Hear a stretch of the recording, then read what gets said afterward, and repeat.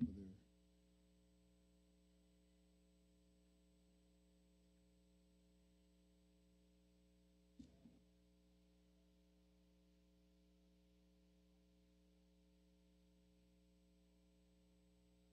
Muy buenas tardes a todos. ¿Tuvieron un buen almuerzo? ¿Sí? ¿Están satisfechos? Qué bueno, qué bueno.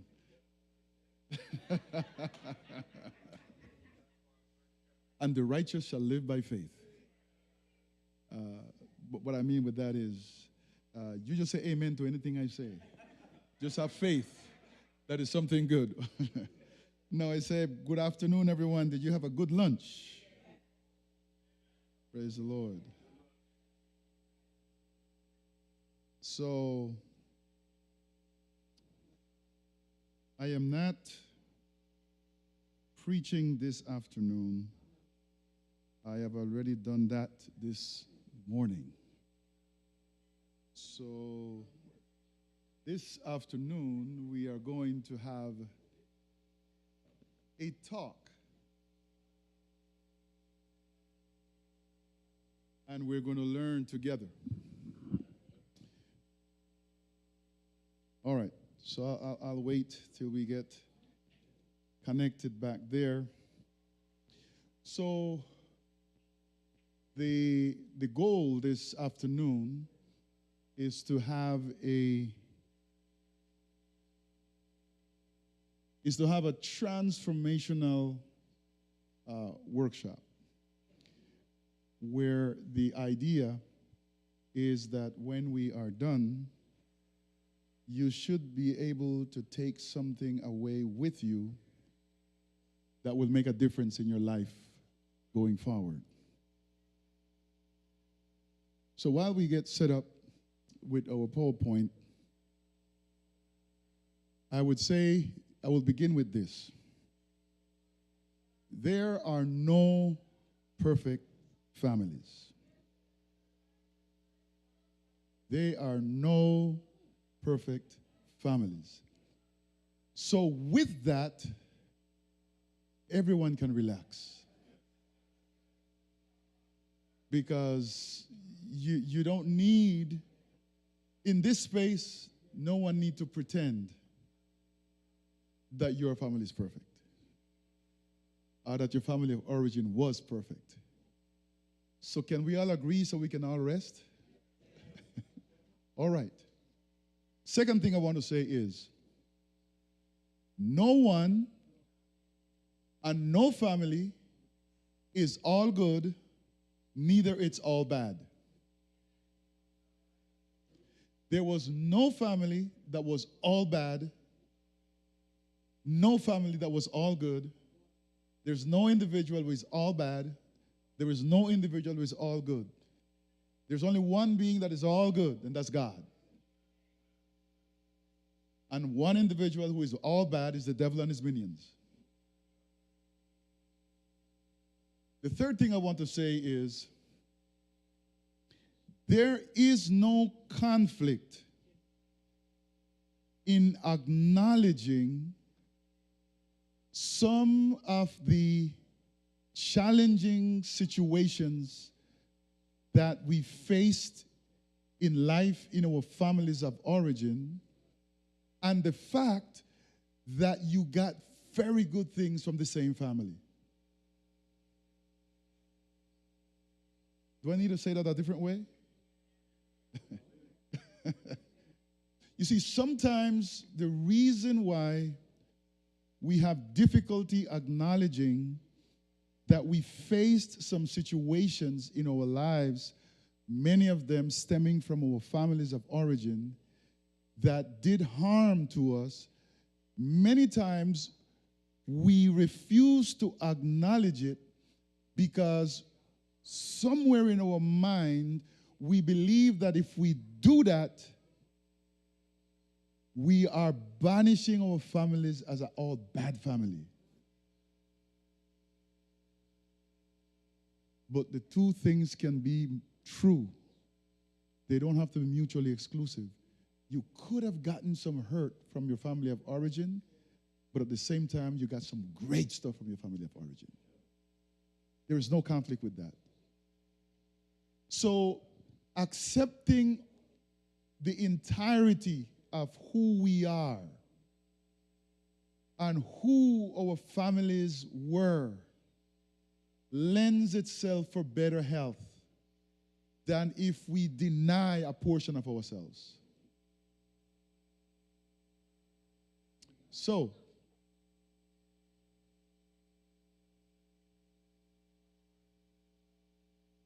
our talk this evening is entitled Healing the Stories We Tell. Dotted lines. All of us tell stories. Let me say it a different way. All of us make up stories.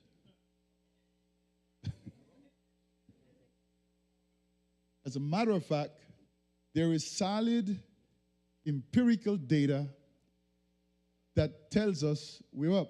Hallelujah. There is solid empirical data that tells us that in the absence of data, we make up stories.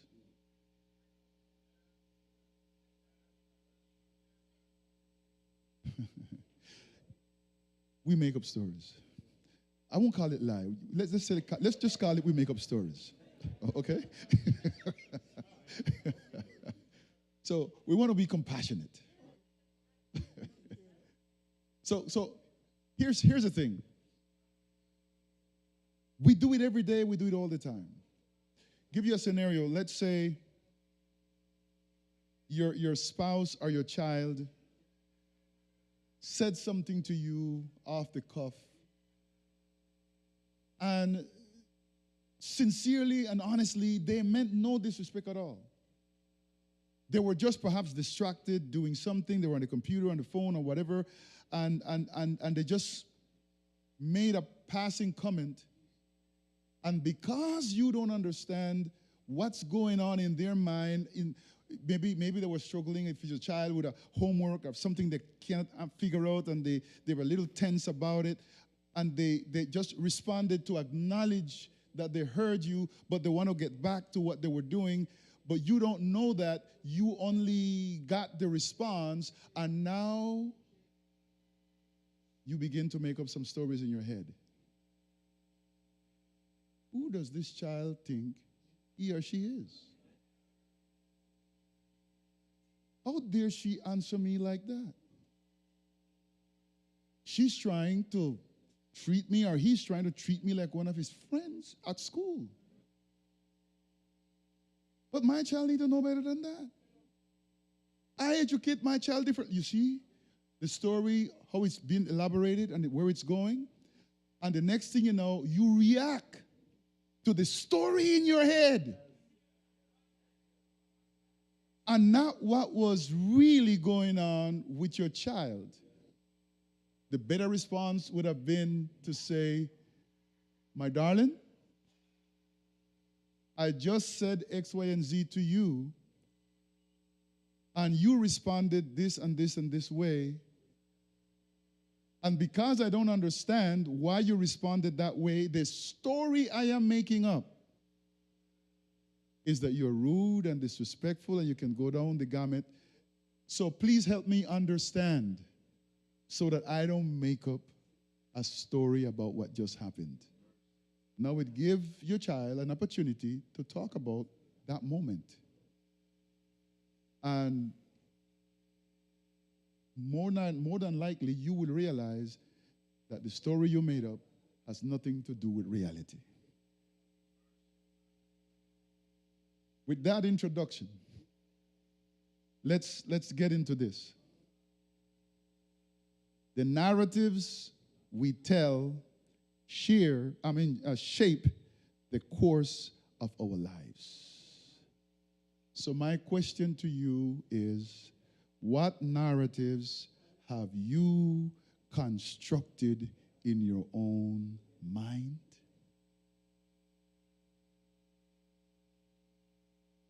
This morning I mentioned very briefly or in passing that we are not conditioned.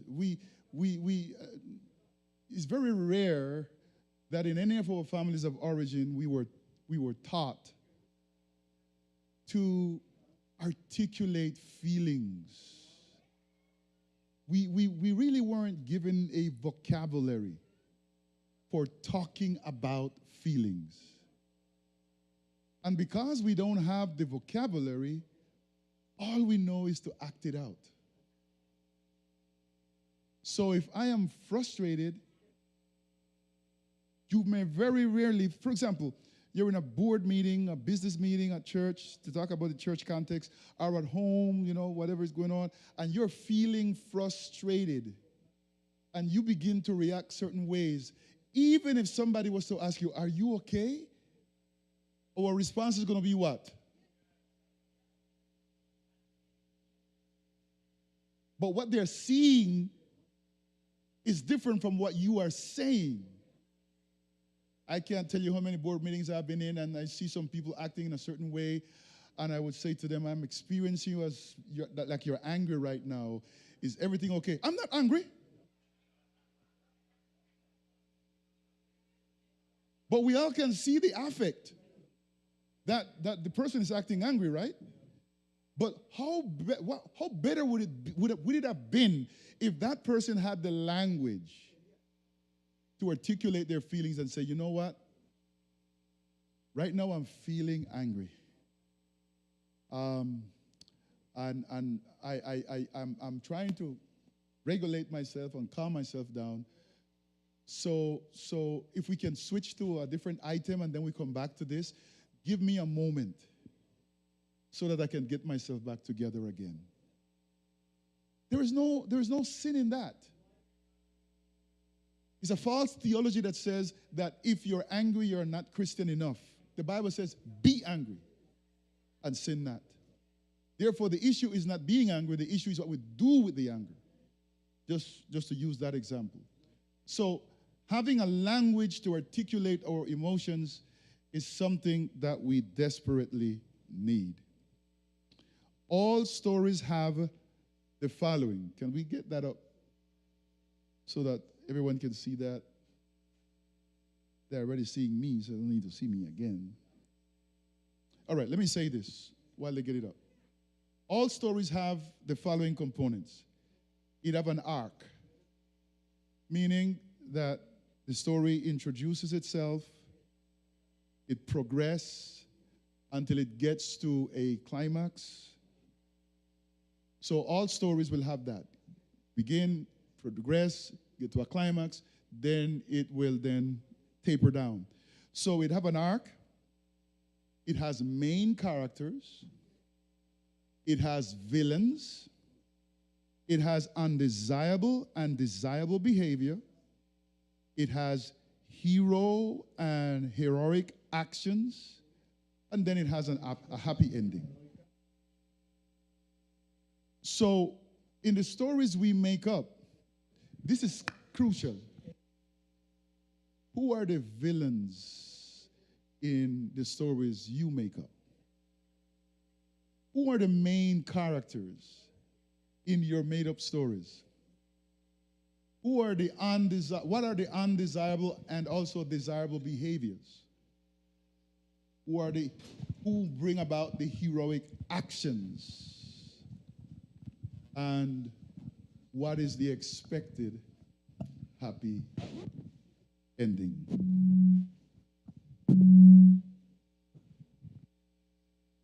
The problem can be when in your made-up stories, it's a huge problem when you are always the villain. And when your behaviors are always the undesirable ones. Because when that happens, in your own mind, you can never ever do anything right. And you can never take and receive a compliment.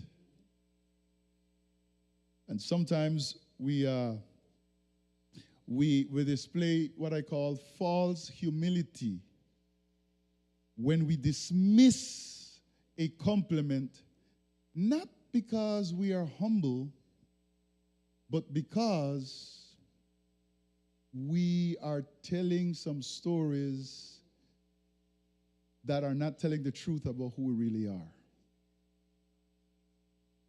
It is not arrogant if you know that you are good at something, or at least you should know you are, and someone pays you a compliment. It is not arrogant to say, oh yes, thank you. It's okay. I remember once when I was pastoring here at Corona, at the corner right there used to be a barber shop. I don't know if there's a barber shop still. And my barber used to, when I used to go to the barber, I don't need it anymore. You know, I just have my machine, and I just keep it where it is right now. And I used to go there. So once there was a pastor that came and did a week of prayer. He was from Bermuda. And when he came in, he said, oh, Pastor, man, I didn't get a chance to get a haircut. I had to grab the plane before I could actually get to my barber. I said, no worry, man. I take care of you. I got a good barber. So I took him to my barber, and the barber was working on him. And all the while, he was like, man, you're good. You're good. And he was like, hey, Pastor, this guy is good. He's like, whoa, man, you're good. And I guess maybe the guy at some point got tired of hearing him, and he said, I know. And he kept cutting his hair. So someone may say, oh, that was so arrogant. Why? If he know he is good. It's like, Tony, you know you're good on the piano. You know you're good. Why if I come and tell you, hey, man, you're so good at that? You're no, man, I'm not so good, you know. I'm just trying to think. Why lie? Yes, I'm good. Thank you. Elder Burton, you're a great singer.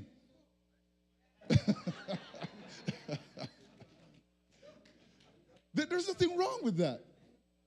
You know, the Bible does it. Jesus said, let your light so shine before men, that they may see your good works and give glory to your Father. Meaning that if you hide your talents, if you hide your gifts, if you hide your strengths, how are men going to see it? But we tend to hide our giftedness, but then we embrace negativity. If somebody comes and tell me the contrary, oh, sorry for picking on you, Brother Brady. Oh, man, you're so terrible. That piece that you did there, there were some missing parts. What happens with that now? We go home defeated, thinking, oh my gosh, I made a fool of myself. How could I mess up like that? And we start beating up on ourselves because we readily receive the negative feedback, but yet we dismiss the compliments. So, who are the main characters in the story you're telling?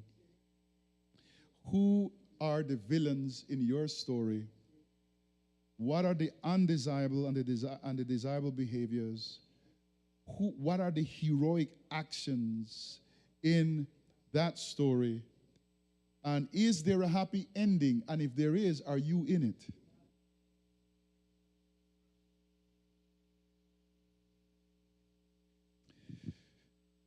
So, I learned this from a very gifted therapist. She's originally from Trinidad, by the way. I think she still practices there. Aquila, I'm missing her last name right now. But she talks about the concept and the idea of looking at life and relationships and society as a theater. So we live in different theaters depending on where we're born, what racialized group we were born in, and what social stratus we were born in. Some people are born, in that case, in a theater of safety. Those who have advantage are what we have coined in society as privilege. And I prefer to use the word advantaged because sometimes the word privilege can be misunderstood, thinking that privilege means that I was born with a lot of money and stuff like that. Because I've heard a lot of people from the advantage class who says, but I am poor and I've had to work hard all my life, but you're still advantaged. Because you were born in a socialized group that all the systems in our society were set up to advantage you. So, yeah, you might have worked hard, but you don't have to work as hard as those who were disenfranchised from the advantage group that you were born in. So they are born in a theater of advantage. There are certain things they don't have to worry about. They see a policeman and their hearts receive peace and joy. Oh, there's a police. Oh, I feel safe. That's the safety theater. Because in the stories they make up, it's totally different from someone who, on the contrary, if they live in a theater of oppression, if they see a policeman, the emotions that comes up are completely different. Because they live in a different theater. The stories they're telling themselves are very different and distinct from those who are in the safety theater. And then also we have what you could call the theater of liberation. I should say that this is an adaptation from Akila's work. She talks about the theater of oppression because she does a lot of work in trauma therapy. So I was pricked by this concept, and I decided to expand it a little more. There are more theaters, more than just the theater of oppression. I believe there are theaters of safety, as I just mentioned, also the theater of liberation. In other words, those who perhaps we might have been born in the theater of oppression, or maybe we were born in the theater of safety, but we realize that we don't have to accept that as my destiny. And we can do something about it. So we decide to step out of whatever theater we were born in and step into a theater of liberation, where everything we do it with an informed purpose of making sure that no one is living in a theater that is going to make them unfulfilled in this life. Does that make sense? So I want us all, after we leave today, to leave here having stepped into a theater of liberation. So where is the birthplace of our stories? The family we grew up in is one place where stories are born. The society that shaped us, and also the culture we adopted. Most of what we are and who we are in life is learned. Most. In human behavior, there are no absolutes. So I'd rather say most than say everything. Because there is some, what you could call that, there is some evidence that there are certain things that we're born with. As a matter of fact, in theology, we have a concept called the inherited and the developed tendencies. So some of us are born with certain things that is just innate, it's natural to us, and all we need is a little coaxing and a little training, and voila, we get it. And there are other things that we pick up along the way that we can actually develop if we put some work into it. And then the society that shaped us, where we grew up, our neighborhood, our church, whatever social groups that we were a part of, all those things contribute to put other stories in our heads. So before I go on, let me just say this briefly.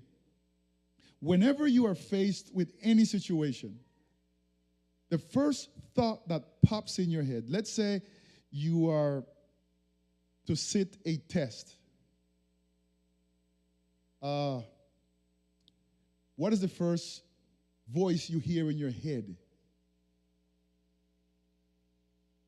that tells you whether or not you can or cannot succeed in that test? You say, it's hard. What will be the first thing that pops up in your head?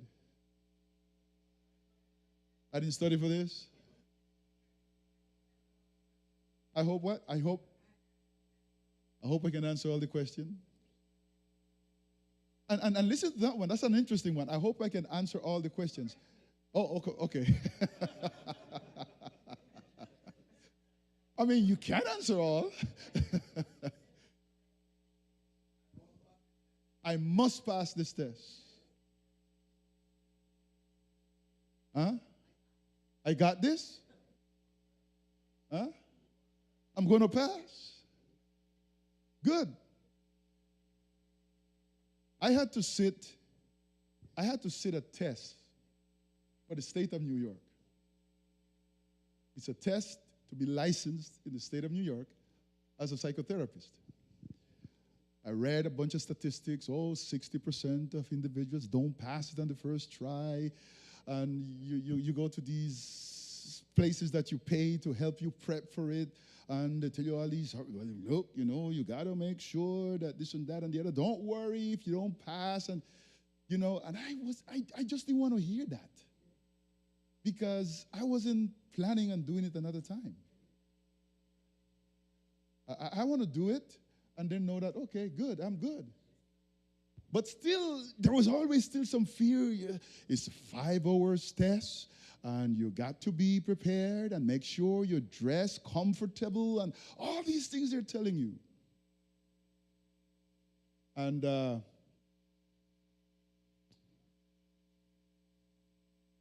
I studied, and sometimes I felt I took some practice tests and all that.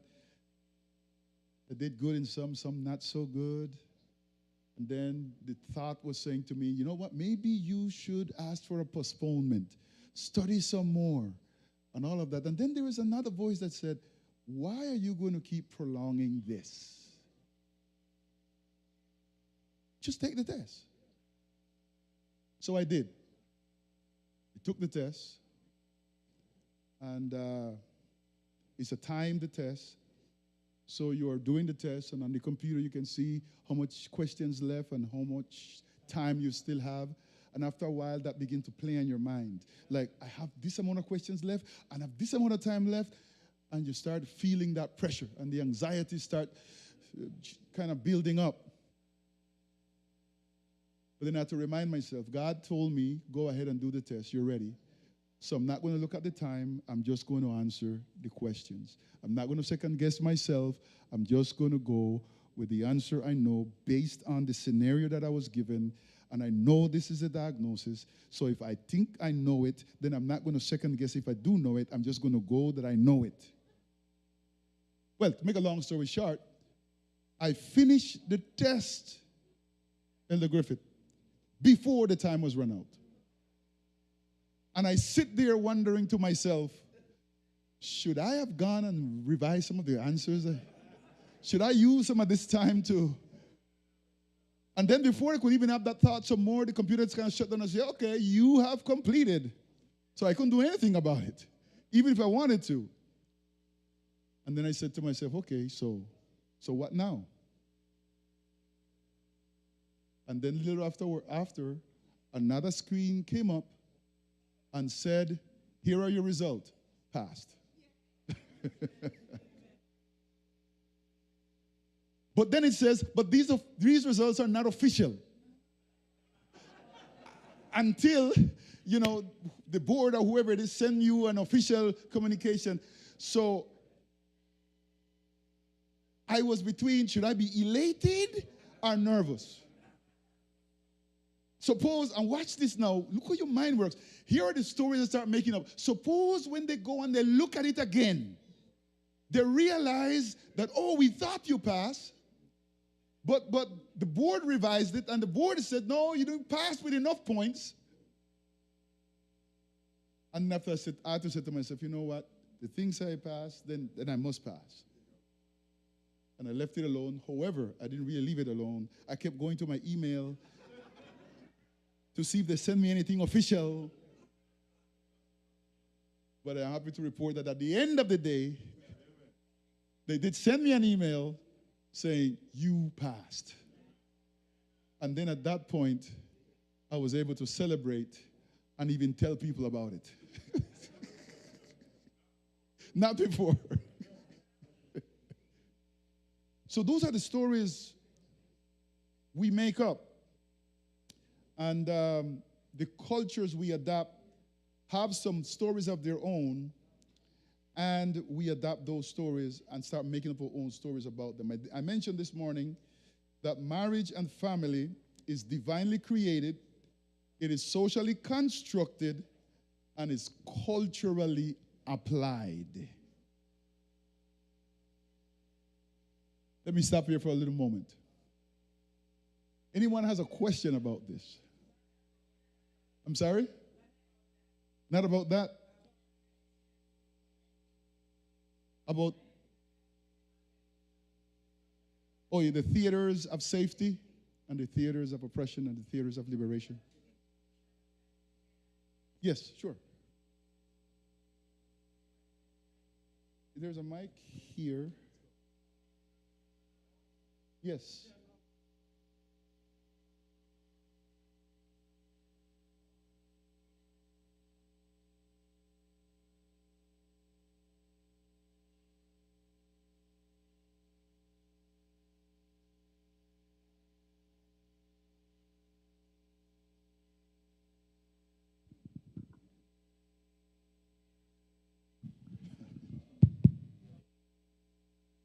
I think with society and with testing, that over the years, it's become pretty clear that testing can be an unsafe place for certain ethnic groups. True.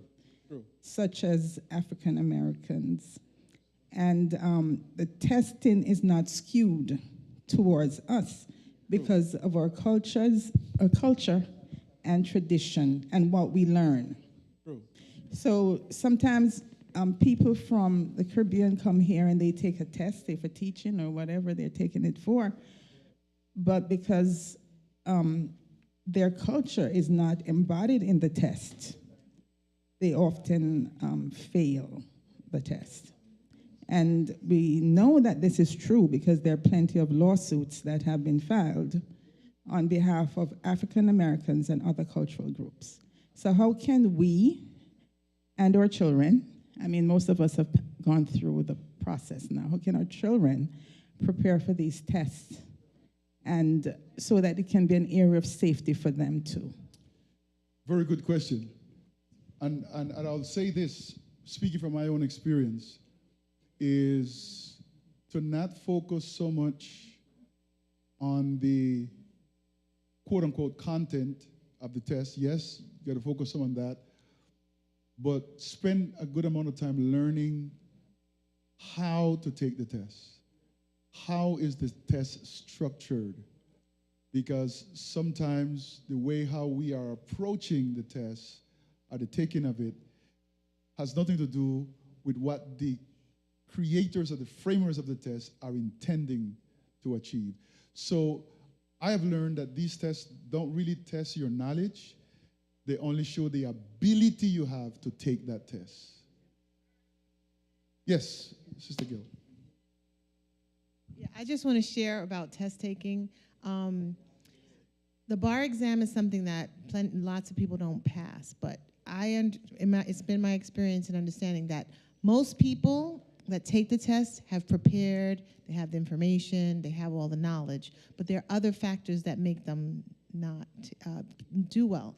And when I took the bar exam, I was 7 months pregnant. Was I 7 months? I was 7 months pregnant. You know what I said to myself? If I don't pass this test, people will understand. And so that took away the pressure for me, because that would have been a factor, like, oh, people are gonna, if I fail, what are people gonna think? Like that, all those things come into your mind. Yeah. And so with the test taking, like that took off some of the pressure. And then when I actually took the test, it's a 2-day test. I remember by day 2, I had never taken a test, and never since then, a 2-day test. The words on the paper started floating off the page, literally. And I was like, God, please just help me to at least be able to read what the question is. And so a lot of times it's your mind that plays these tricks on you. And you just have to, it's not a reflection of your intelligence or a reflection of your ability. It's all these other factors that play into it. Thank you for saying that. The anxiety that comes with taking this and the stories we're telling ourselves, all of that can be a factor, has nothing to do with how smart you are. Absolutely nothing. Yes. Sir, I have a different question. I was intrigued by your comment about false humility. And I was wondering if somebody pays me a compliment and I then redirect a compliment to God to say, God be praised. Is that false? Is that also false? Is that also my deflecting? Okay. So did you deflect it before you received it? And acknowledge that, yes, you're right? No, I didn't. I know I didn't. No. I would just say, if somebody says, you did a good job today, so to God be the glory. Because I was taught to always give him the glory. Yes. And yes, that is important. But you also need to give him the glory that he gave you the ability to do it. And not just say, well, it wasn't me, it was just God. It was God, yes, but it was also through you. So you did it. So you can accept that without robbing the glory from God and then say, yes, thank you so much. I am grateful. God was good to me. God be the glory. See the difference? Because God wants to show off in his children. If he wanted to do all the work by himself, he would need us. But he gave us gifts so that he could be glorified through us with those gifts. So, marriage and the family is divinely created. It is a divine creation. We spoke about that this morning. Genesis 1 and Genesis 2 gives us the framework of what God intended with marriage and also with family. Now, the way how marriage and family is constructed, it is constructed socially. So every government codifies how marriage is going to work and how family is structured, how family is going to work. So if you say, for example, in Panama, I remember I was married in 2 places. I got married in Panama and I got married in Costa Rica. So I'm married twice. Married twice to one woman. So in Panama, you have to take blood tests and all kinds of stuff. They want to make sure that you're not ill and that you're not related and all kinds of stuff before you can get a what they call a license to actually go and get married. And then also in that society, you have to go either before a lawyer or before a judge, and you have very specific places and individuals according to their licenses that can actually perform that wedding ceremony. In Panama is a society where a woman can choose or not to take her husband's last name. In the case of my wife, she chose was to take my last name. In Latin America, you have 2 last names. The first last name is your surname. That's your father's surname. And then the second last name is your mother's maiden name. So when my wife got married to me in Panama, she dropped her mother's maiden name and she added D.E. Richards. And D.E. is translated off Richards. So she's Norca Blackman off Richards. Now she belongs to me.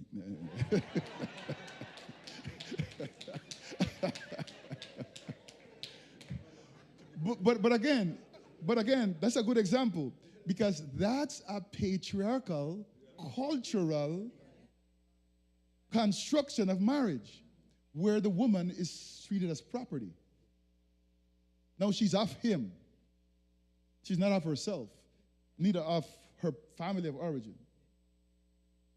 In Costa Rica, on the other hand, there is no option for the woman to take on her husband's last name or surname. She doesn't have to. There is no option. There is no demand. There's no whatever. You were born Norca Blackman Hines, and that's who you would die as. Norca Blackman Hines. That's your name.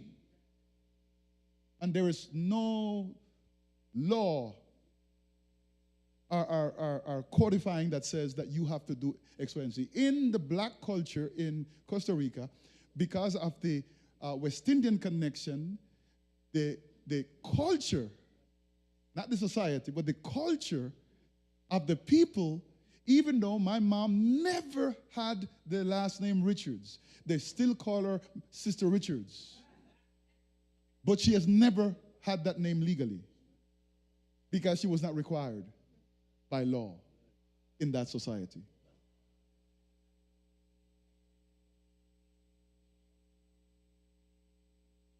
Oh, yes, thank you. She just remembered that. Now there's a new law in Costa Rica that codifies families.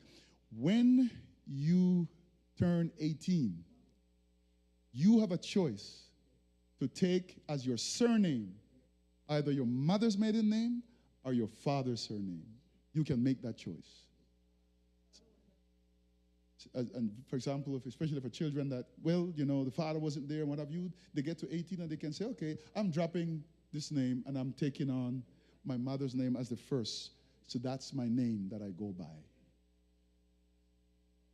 So it is socially constructed and then it is culturally applied. So you see, I just gave you two examples of how it is constructed in two countries in Latin America, or places of birth, Panama and Costa Rica, but it is culturally applied in different ways according to the culture. As a matter of fact, we just went through this and learned this, that my wife's mother, when she got married, she took her husband's surname, and she was Lucilla Hines, the Blackman, and her husband died in 2014, and her ID, expired. She went to get it renewed and what have you, and when she put the name in, they came back and said to her, "Ma'am, that is no longer your name." She said, what do you mean? She said, "You cannot be married to a dead man. Your husband is dead. You go back to the name you got when you were born. So now from now on, you are Lucilla Hines Moody." That's it. So you see, again, culturally applied, socially constructed.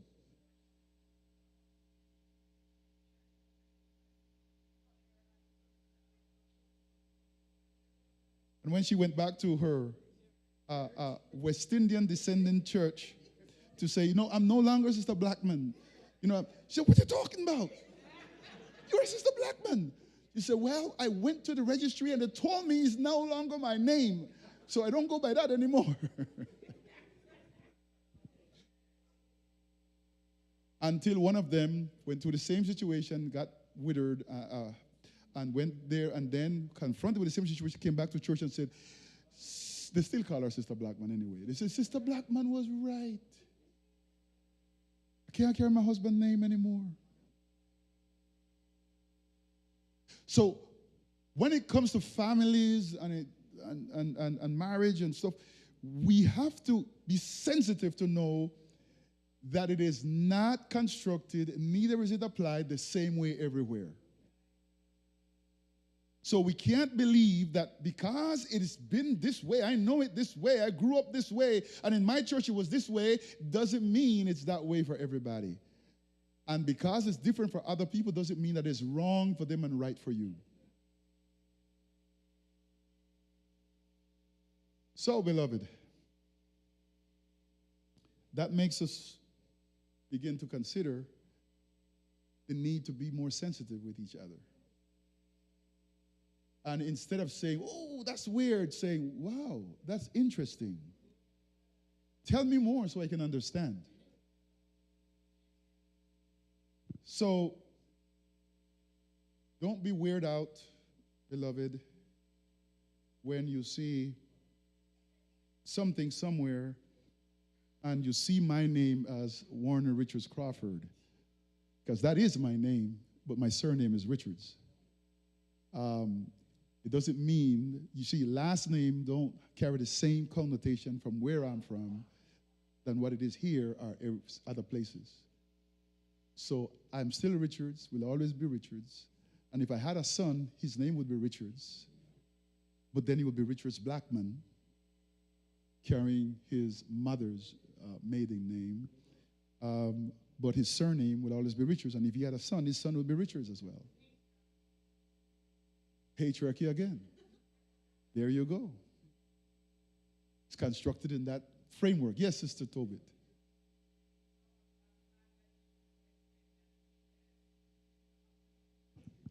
Can't hear you. Thank you for that explanation, because I mean, I have a lot of love my patients, right? And they'll come with 4 last names.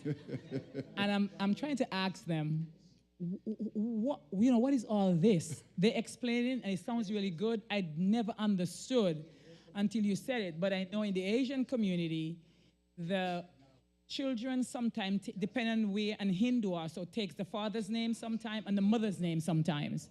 So you never find a family where they all have the same name. Father and son might have the same name and the daughter has another name. It is really, really confusing. But on a sidebar to what you were saying about your name. So my father let me promise him that if I got married, I am not to drop my maiden name.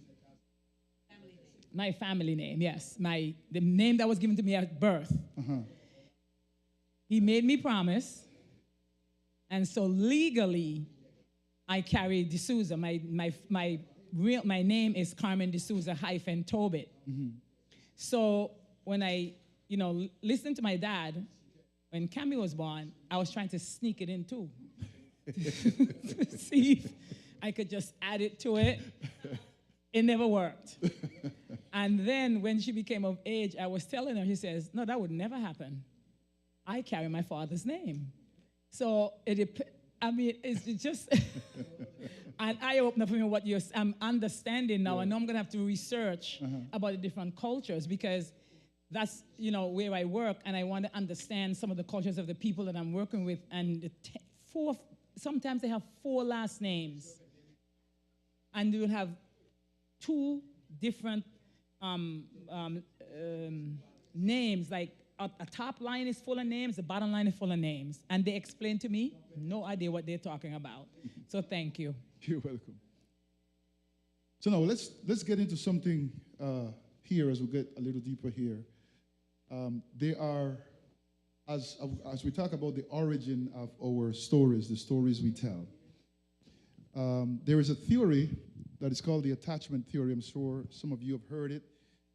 If you have done anything in social work, or if you have done some courses in psychology, you would have come up about this theory. There is the anxious, preoccupied theory. Thank you. Attachment, rather. There is the disorganized, fearful, avoidant attachment.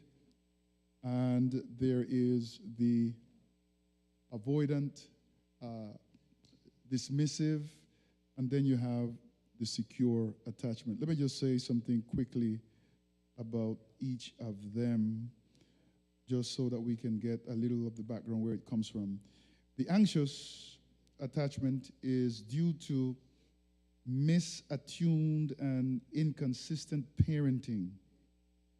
As a result, the child develops low self-esteem, strong fear of rejection, strong fear of abandonment, and exhibits clinginess in relationships as common signs of this attachment style. The avoidant dismissive is a result of parents who are strict but emotionally distant. They do not tolerate the expression of feelings and expect their children to be independent and tough. And this may raise children who have an avoidant attachment style. This manner of parenting forms adults who have difficulty with physical and emotional intimacy. Then the disorganized, fearful avoidant is often seen in people who have been physically, verbally, or sexually abused in their childhood.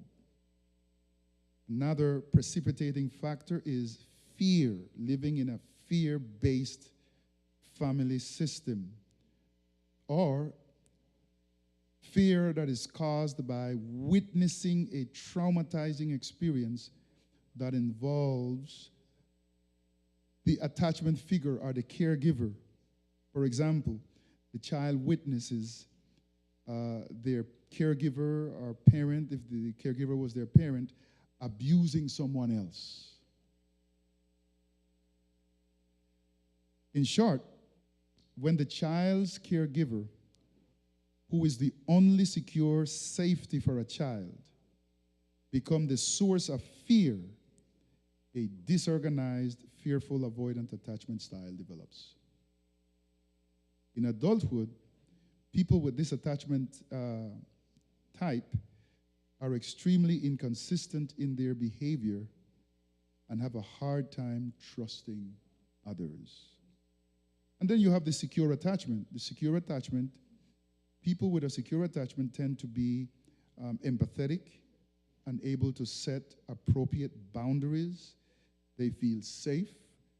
They feel stable. They are more satisfied in their close relationships. While they don't fear being on their own, they usually thrive in close and meaningful relationships. And what brings about this type of attachment is that the child feels safe in the family system. The child feels seen and known. The child feels comfort and soothing and reassurance when they are going through distress. The child feels valued. The child feels supported to explore and make mistakes and know that they're still loved and wanted.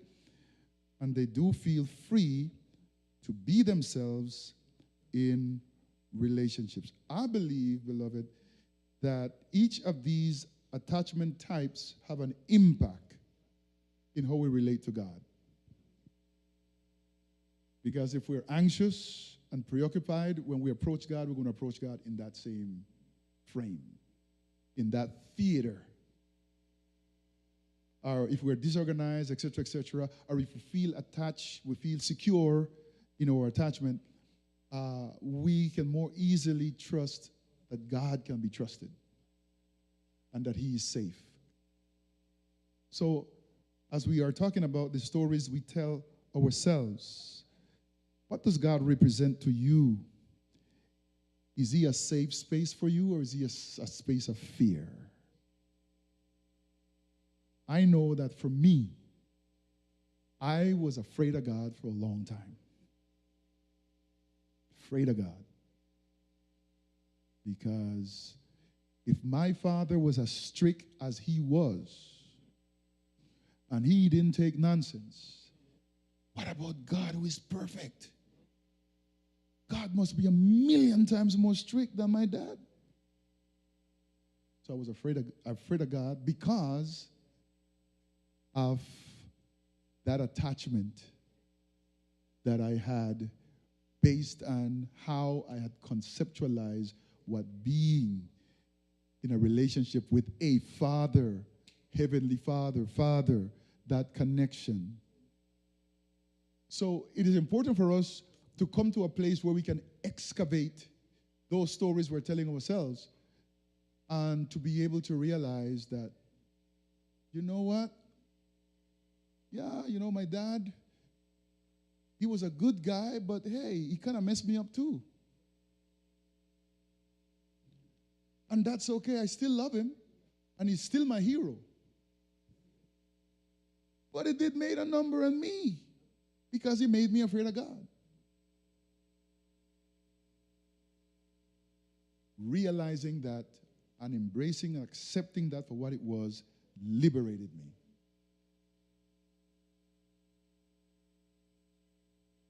And I can appreciate my dad, and I loved him. He's dead now. And what I can say is, you know what? He did the best he knew.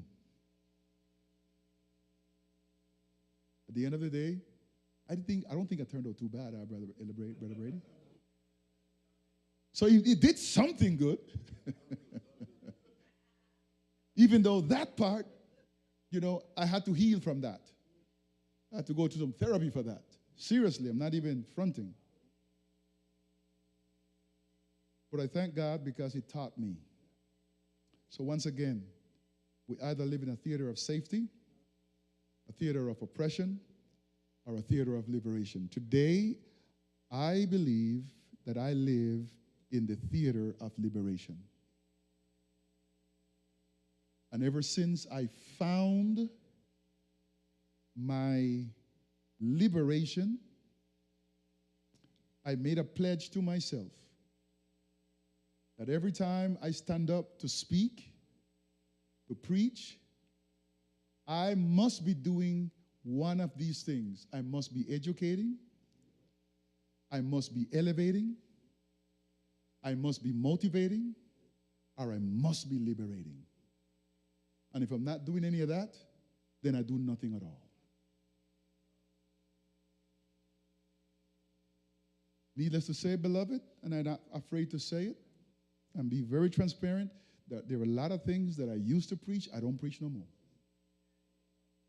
Because they were not liberating. They were not elevating. They were not motivating. And they were not educating. Does that mean that I hate my church is wrong, my church is this and that and the other? No, because you know what?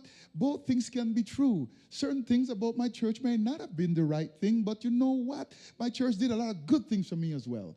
So both things can be true. I still love my church, and I can now be at a place where I can say, you know what? Maybe this not so much, but I will stay with this over here, and I'm still good. The problem is that when we tell ourselves stories where our stories are binary, where either my church was all bad or my church is all good, that is not even healthy. A sign of mental health or wholeness is balance, beloved. Balance. So whatever we do, my beloved friends, my beloved brothers and sisters, make sure you have balance in your life. It's a liberating place to be. So we must excavate the stories we tell. Paul said it this way, casting down arguments and every high thing that exalts itself against the knowledge of God, bringing to captivity what? Every thought. That means every imagination, every story we're telling ourselves. Bring them to captivity. Not because you have a thought means it's true. It's just a thought. So question that thought, examine that thought. And if the thought does not hold up to be a life-enhancing belief, drop it and choose something else. So bring every thought into captivity to the obedience of Christ. Now, I have a short video here that I want you to look at. I learned that I don't have any sound. Is that correct? I don't have sound from this, right? So I'll have to get it from there. So it's a very short video. It's about 2 minutes. But it's speaking and illustrating about what we're talking about this afternoon. After that, we're going to do an exercise that all of us are going to participate. It's a very interesting exercise. Then I'm going to ask some of you to share. Not everyone. We don't have enough time for everybody to share. But some of you who would like to share would like you to share. And I pray that as you do that exercise, it will help you to jumpstart a journey of healing and liberation.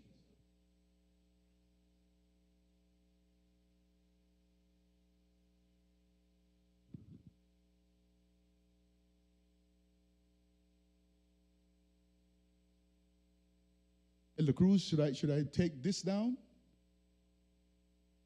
Okay.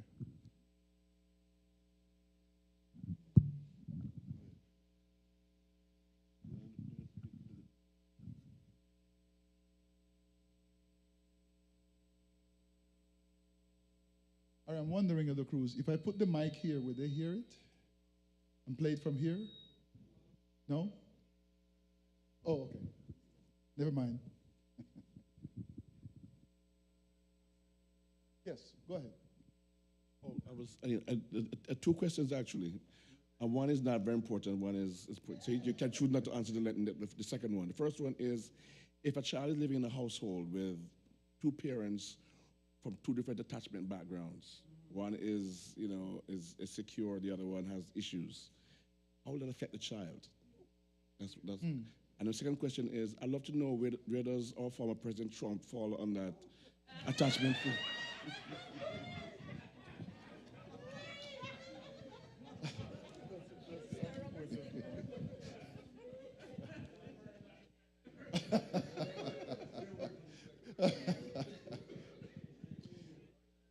Well, the child can be affected adversely, that is, if the parents are unaware of what's going on with them and their attachment style. Because here's the thing, they're going to be acting it out. So if one person is an avoidant style, they're going to be avoidant with their child. And their child is going to develop that from them. And then with the other caregiver, if the other caregiver don't get too involved with the child, then the child is going to be inclined more to the other, what they're receiving to, and in the end, they're going to develop whatever that style is. Or if they have it, in both places, sometimes if one parent is secure and that parent really interacts with the child from that space, even though the other parent is interacting from another space, sometimes it can help balance out a little bit. But it will be far better if they can recognize what's happening so that they can make informed decisions as to how they're going to interact with their child so as to not allow or minimize, rather, their child from developing something that's going to be adverse for them in their lives. About the second question,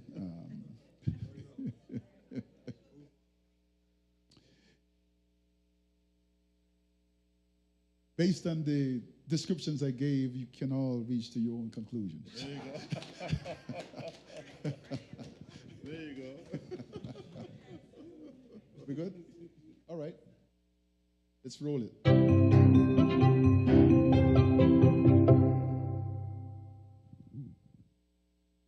Negative thinking is one of the biggest obstacles we face in experiencing more happiness. But there's hope.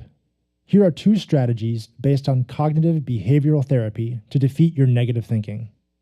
The first is to distract.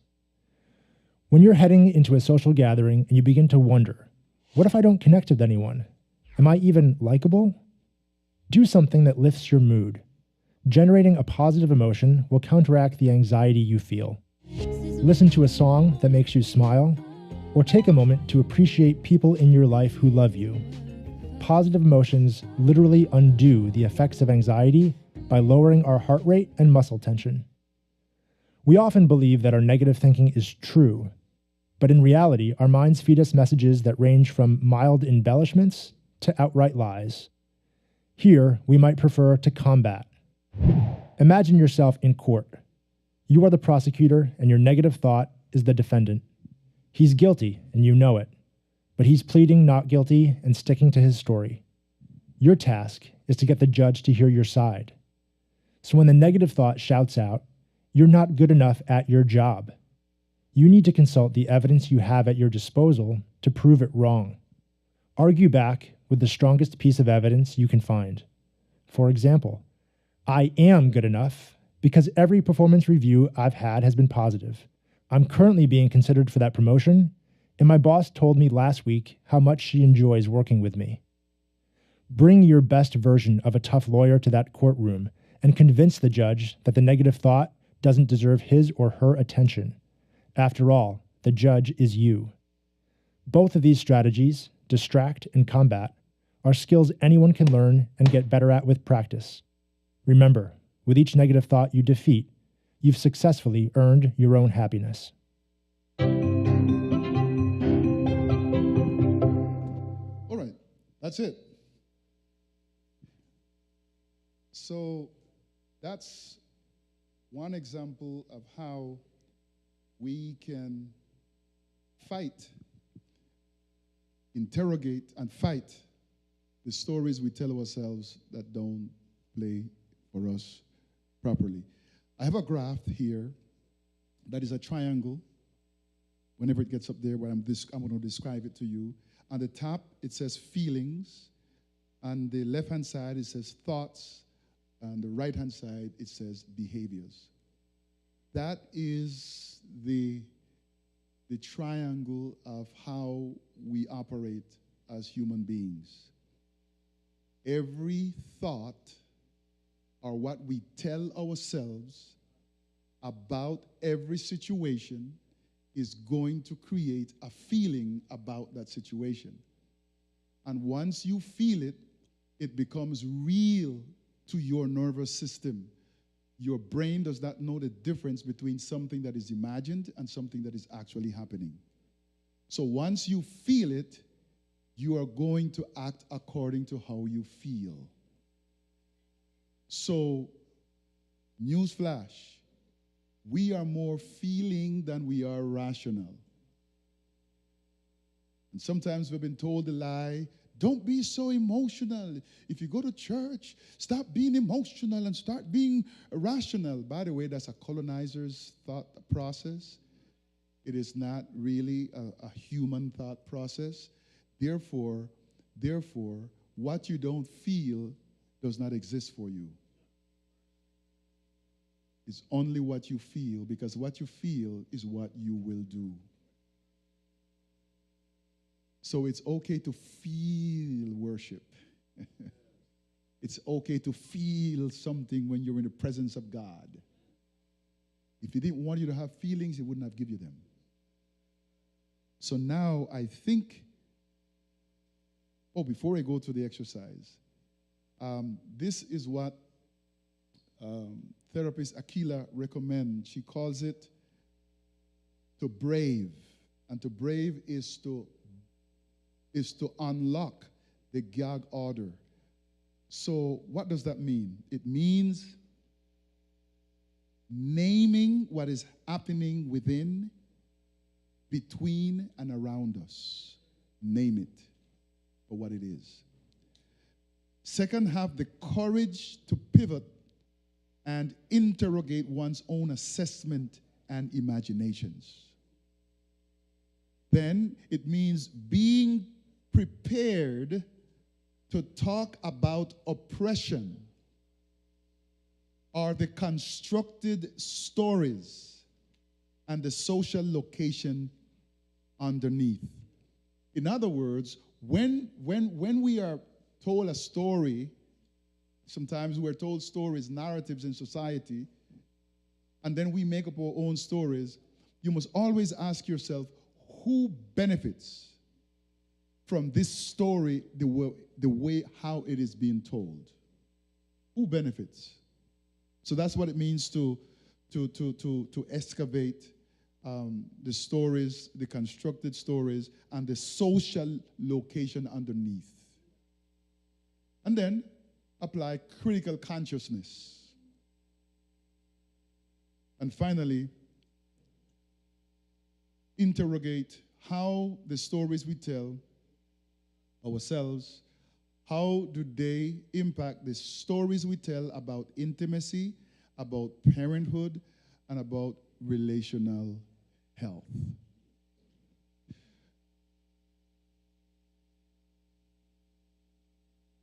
So these are some questions that I have compiled from different sources of when you're doing interrogation work as you interrogate your own stories. These are some questions that can help to interrogate the stories we tell ourselves. Number one, ask yourself, what more do I need to learn and understand about this situation?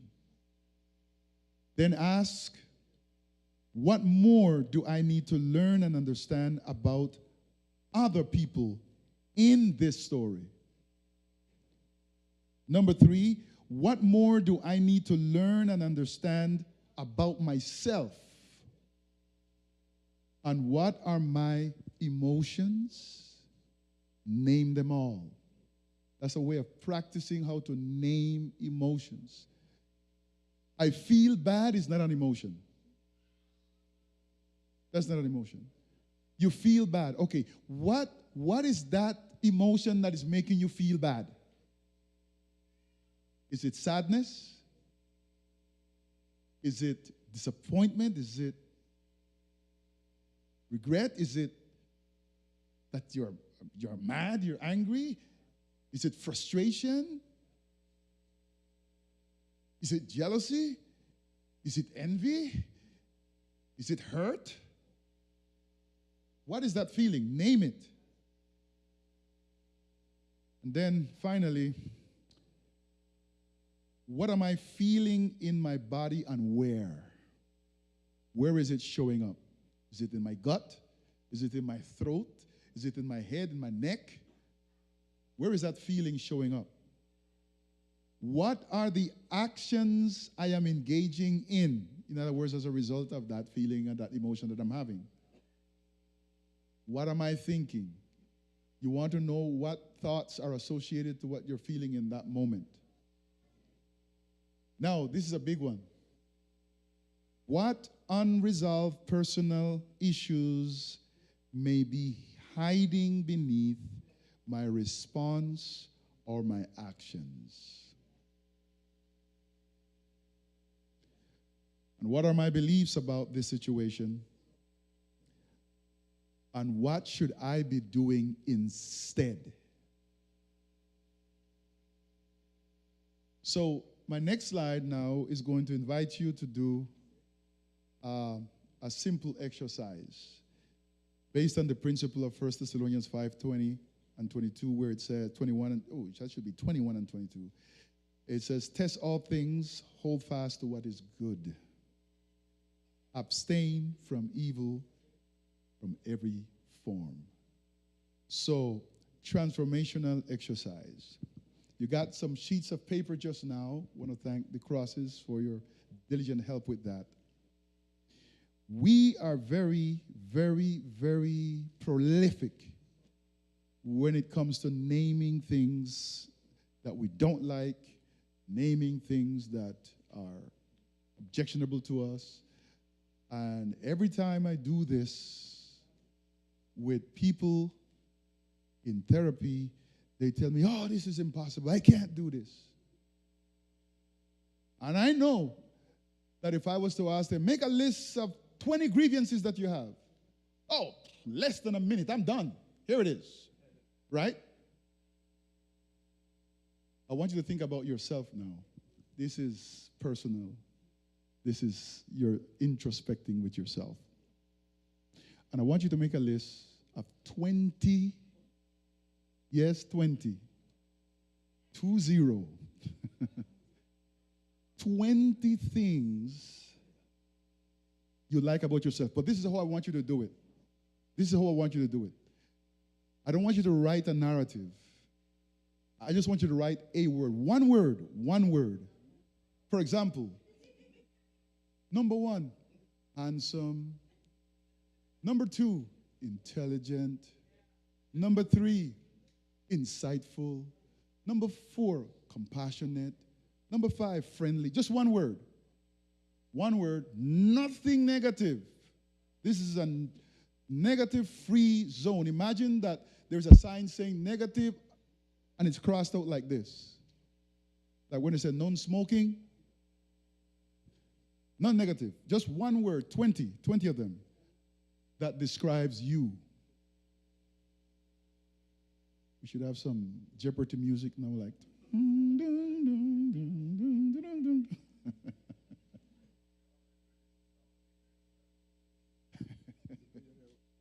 Wow. Wow. You want to-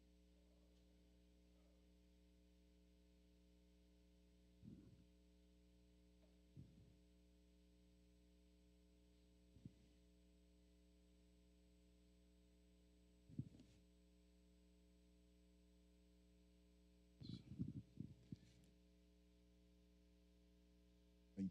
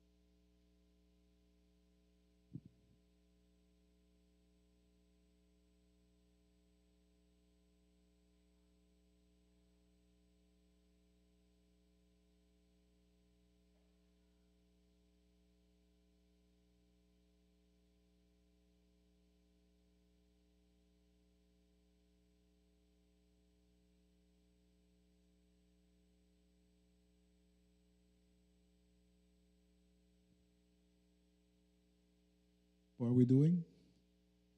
Good? All right. You're right there. You're 15 already. You just need 5 more. Keep going.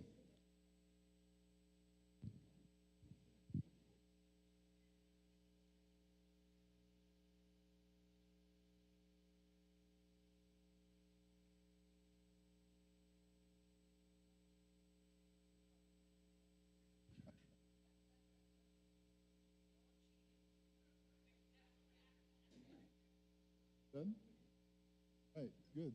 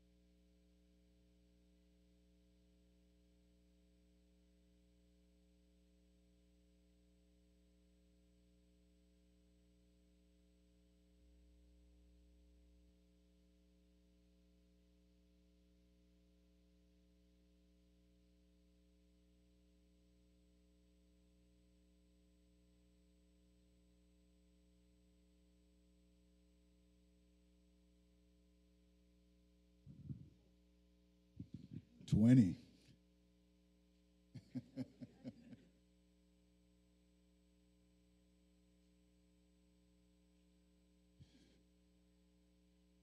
Actually, if we were doing this for couples, it would be 50.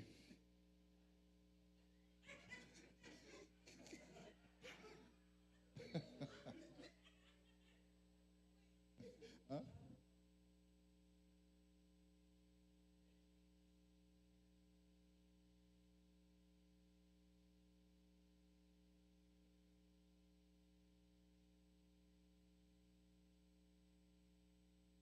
This is what in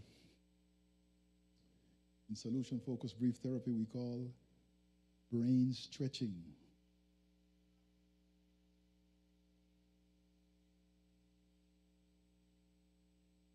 Just when you think you've exhausted it all, think again.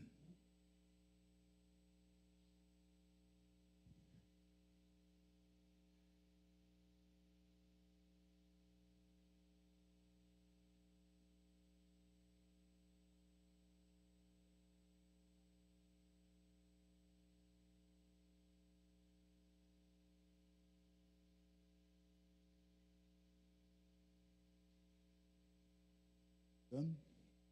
Very good. 22. Oh, wow. Awesome. Yes. Sure. Keep going.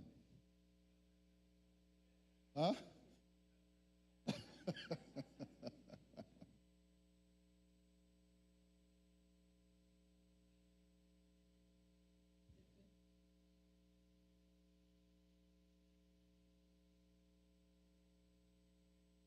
I suspect some of you haven't thought about yourself in that way.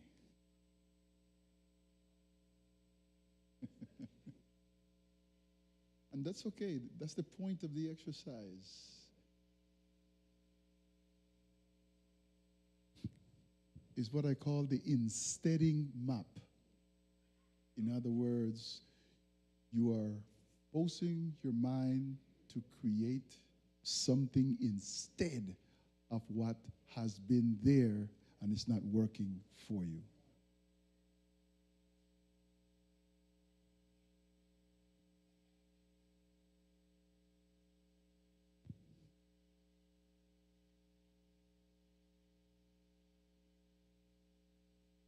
Done?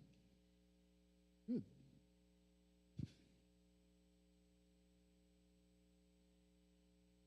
All right, by a show of hand, how many of us have completed our list of 20? All right. There's still a few of you who are still working. Let's give you another 2 minutes, and then we go to step number 2 of what we're going to do with that list. Oh, yes, there is more. Oh, let me give out the pen because there is more. Oh, you do it in electronic? All right.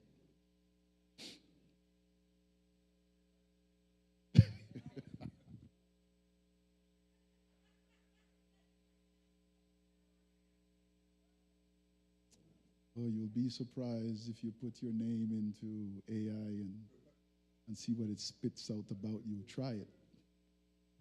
Actually, WhatsApp has an AI feature to it now.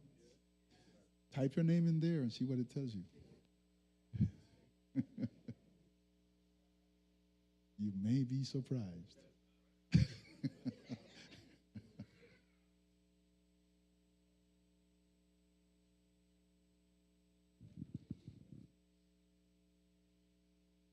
All right. Is that Brenda Jones? Is in the back there? It feels like old days.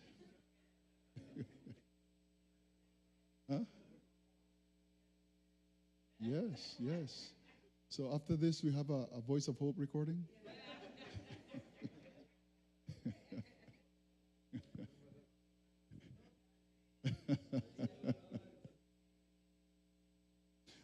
Okay, so now let me give you the second step that I want you to do with this list. Every word that you have written down, all those positive words, whether they be descriptions of you or just something about you, whatever it is, whatever those positive words are, I want you to add 2 words in front of those words. At each of them, I want you to add, I am.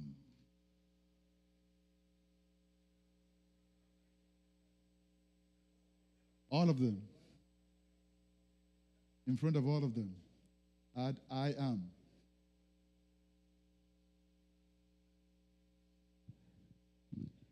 Yo soy in Spanish. Yo soy.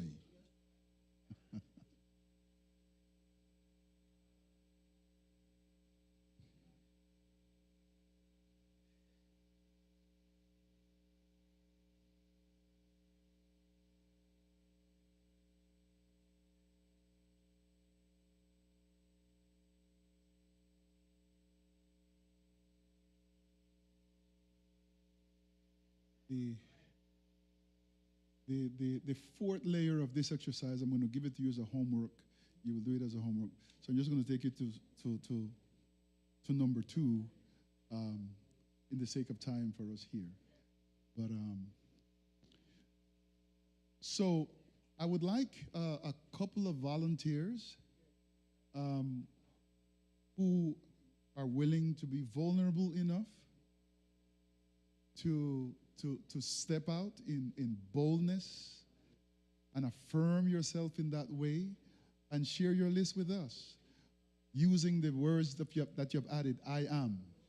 You want to do it? Rated PG. Rated PG.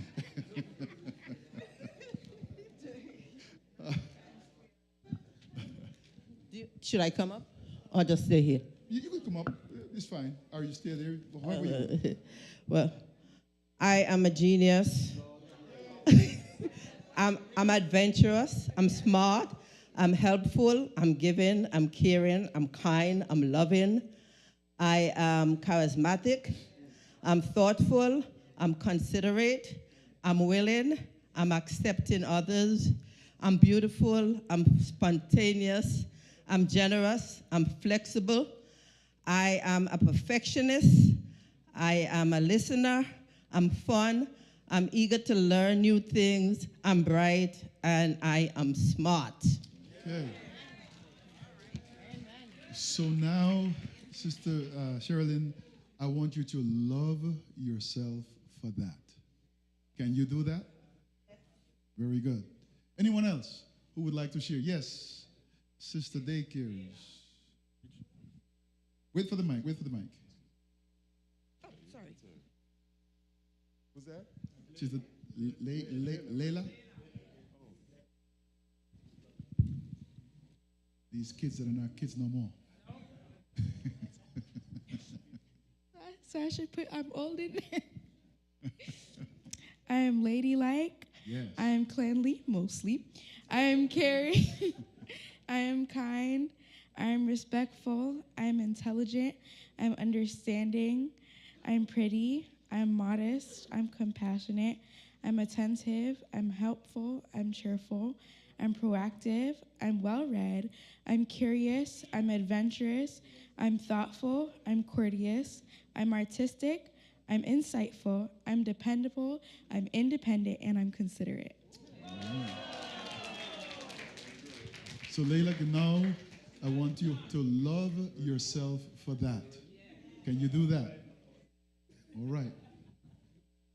Yes, Antoine. So it's funny because when you talked about negativity, you know, just going back for a little bit, when I first went to my job, the guys at my job would always be negative. And it got me to the point where I wanted to leave the industry. And one guy slipped up and said, he's not leaving the job for another 6 months. And I said, well, if this is going to hell, why are you sticking around for another 6 months? And from then on, I put on blinders, and I would go in my office and just close the door. And I wouldn't listen to nobody, and that has helped me to come out of the negativity and just focus. And I have been at the company for the last 15 years, doing well. And, you know, from that, I adopted a policy of not listening to negative people and negativity and comments like that, because it does nothing good for your soul or your head. Right. So for I didn't get 20 because, you know, I'm getting old, so I forget some of the things about myself. But I put here, I am tall, I am from Barbados, I am black, I am loving, I am giving, I'm a hard worker, I am male. That's very big in this day and age. I am a Catlin, I am smart, I am financially savvy, I am determined, I am a good driver, I'm a good friend, I'm a good cook. I had a good upbringing, and I'm handsome. I forgot 5, but that's okay. And I'm loving myself for that. Very good. Thank you very much. Someone else, anyone else that would like to share before I give you the next step? I see, is that young Brady? You want to share your list? Yes? Okay.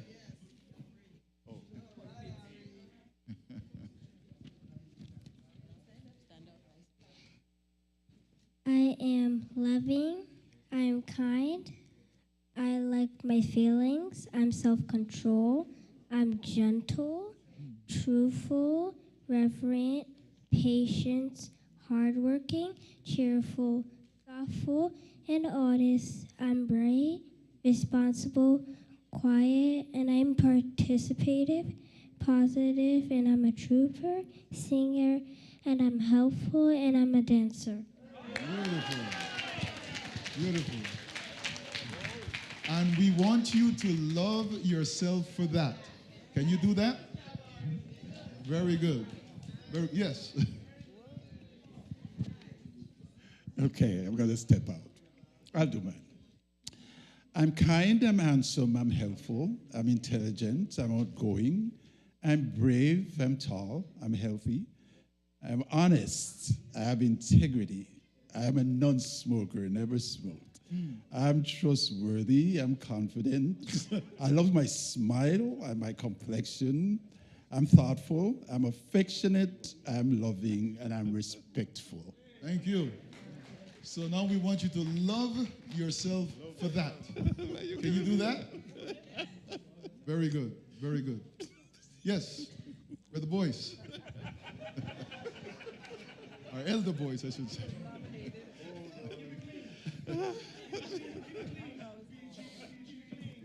Oh my goodness. I am shy, that's why. No, remember we said positive. There's nothing wrong with that. All right. Like my brother, I didn't get to 20, but it's probably because I am humble that I didn't get to 20. Okay, let's go. I am intelligent. I am pleasant.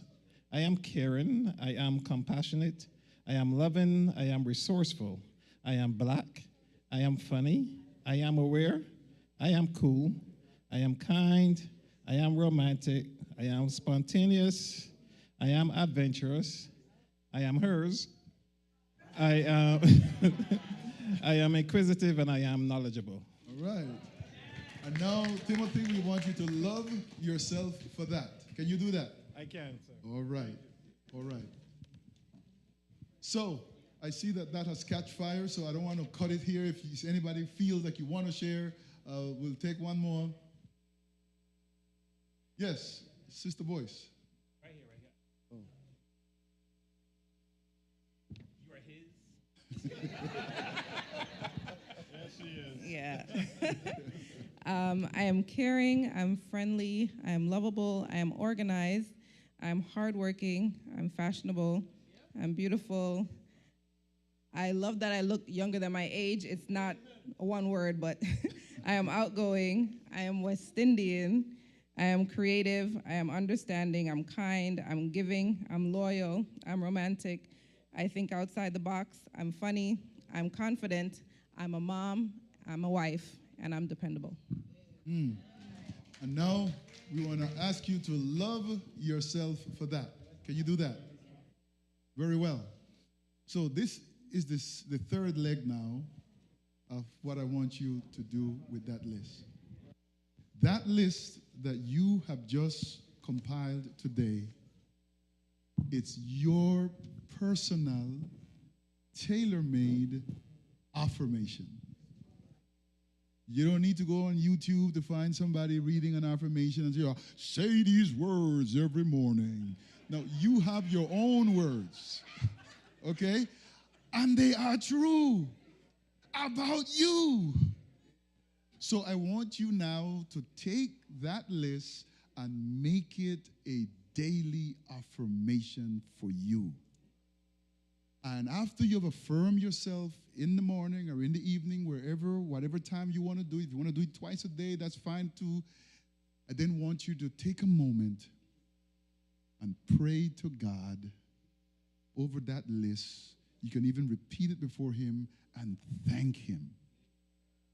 Thank Him for being so kind to you, to give you all those wonderful things that He hath given you and made you to be. What are we doing with this? We are reprogramming your subconscious mind so that when a negative narrative comes up into your head, as the video said, you can take it to court and say, no, I know that I am tall, or I know that I am handsome, or I know that I am whatever was on your list, and debunk that negativity with the truth about who you are. Yes, Sister Tobit.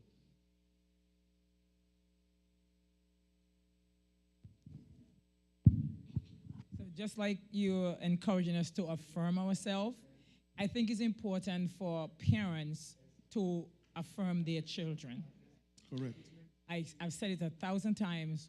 Who I am and who I've become is because of the constant affirmation that was put in my ears by my dad. He was the one that told me I was beautiful. He was the one that told me I was smart. Anything you put your mind to, you can do it. Don't be afraid to speak. You can speak in front of kings. You can speak in front of queens. I heard that every single opportunity he got, he told me. And when it wasn't enough, he put it up in my room on paper so I could see it. And that affirmation from him, that baton that he passed to me, is who I am. That's who I am today because of what? Because of that. Yeah. And thank you so much for sharing that, because this is something that you can take it to different levels. And it will be a good thing for you to do, to sit. If you have more than one child, you can sit and just reflect on each one of them independently and just think about what's true about them and do the same thing, the same way. The 20 words that affirm them, and then add to it, you are. And then use that as a tool in your arsenals. You don't have to try to come up, what can I tell my child is positive? But you actually have it, and you can actually use it every time when it's necessary and affirm them in that way. Yes, Sister Maynard. Oh, no, I'm sorry. Somebody else. I wrote 15 things about myself. All right. I am smart, I am kind, I'm gentle, I'm a singer, I'm loving, I'm caring, I'm Adventist, I'm adventurous, I love the Bible, I'm funny, I'm a kid, I'm a praying person, I'm a pianist, friendly, and encouraging. Wow, that's beautiful. And now, Denaya is the name? Denaya, we want you to love yourself for that. Can you do that? Very well. So the homework part of this exercise is that when you get home, I want you to take that list and I want you to now write it in the second person. In other words, write your name and say, Warner is, and you go to the list. So you have it in the first person, I am, and you have it in the second person, using your name, as if someone else is saying that to you. And now, if you really want to take it to the next level, record yourself saying that. Save it on an audio file. When you're traveling to work or you're driving in your car and you're by yourself, you can just play it with your own voice saying that to you. That was our transformational exercise. So, beloved, I pray that today was, we already shared, that today was a blessing to you. And I end with key insights to guide your healing journey. Number one, personal narratives and relationship interrogation. That's what we were talking about today. Remember that and keep that practice going. Second, responsible externalizing. We have done some of that today with the exercise. That can be done also with when we know we're telling ourselves a story that may not be the right thing. Remember the example we used at the top of the presentation where you say to the person, you know, I saw you did X, Y, and Z, and the story I'm telling myself is this, that, and the other, and it's making me feel this way. Help me find peace with what I just experienced. Tell me what's the truth about this situation. And then treating trauma. If in your interrogation you discover that there is some unresolved trauma within you that is causing you to think a certain way, to act a certain way, try to find help for it. And give yourself that gift to treat that situation so that you can be okay. It's okay to recognize that you're not okay so that you can confront it and be okay. And finally, liberatory connections and intimacy. Be willing to operate differently with your family, with yourself, so that you can find the liberation you need to live authentically as yourself and let you be okay with who you are and not feel that you have to navigate this world always trying to please institutions, please society, please your friend circle, please, but rather think about who God made you to be and who you are in his eyes, and know that you are pleasing him. And once you know that, be free to be yourself, so that by that means you can find true intimacy in this world. And if when you decide to be who God wants you to be, if people walk out of your life, then they did not belong in it anyway in the first place. So you be you in Christ Jesus. Thank you for listening. I hope this was helpful. And if there is no questions, until next time, love hard and stay healthy.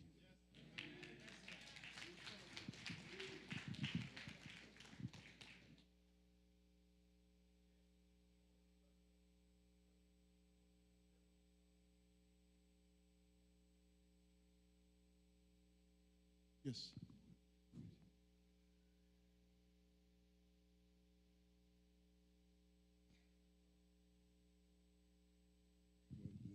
Okay. I don't mind.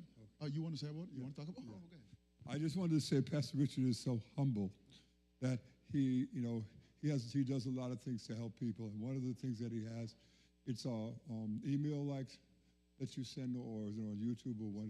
YouTube, I get it pretty much every time it comes out. And I remember that because of the last thing that you just said at the end when you gave your closing, because that's on the closing. And it's just every day, it's just a little positive thought that you could go. Pastor Richards, I'd like you to give them the information so that you can be what you... So you can find me on YouTube. Search for me as Dr. Warner A. Richards on YouTube, and it will pop up. It's at